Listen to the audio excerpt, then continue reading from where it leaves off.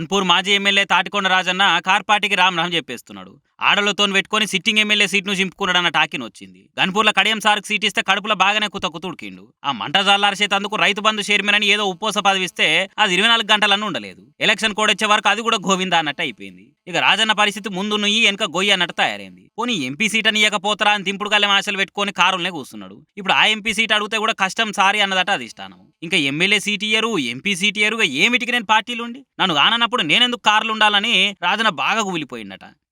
మనకి ఇల్వలేని కాడ మనమెందుకు ఉండు అని సొంత గుట్ల వచ్చేందుకు మళ్ళా తొవ్వ సాబ్ చేసుకున్నాడు. కాంగ్రెస్ లీడర్లతోటి షేక్ హ్యాండ్ ఇచ్చిండు. ఎంపీ సీటు ఓకే అంటే పార్టీలో చేరి కారు గుర్తు క్యాండిడేట్ ఓడిస్తా అని చెప్పిండు. సరే దరఖాస్తు అయితే పెట్టుర్రే, హైకమాండ్ చూసుకుంటది అన్నదట కాంగ్రెస్ వాళ్ళు. రాజన్న కూడా అనుచరులు పార్టీ మారమని మస్తు ఒత్తిడి తెస్తున్నారు. అలా మాట కాదని లేకపోతున్నా అని చెప్పుకొచ్చిండు. నిజమే, అనుచరులకు చెప్పి అన్ని పనులు చేస్తుంటారు రాజన్న. కొన్ని చెప్పకుండా చేసిన పనుల వల్ల సీటుకు ఎసరు తెచ్చుకున్నాడు. కానీ ఇప్పుడు మళ్ళీ రాజన్న రాజకీయ భవిష్యత్తు ఇంకేం మలుపు తిరగబోతున్నాయో చూడాలిగా.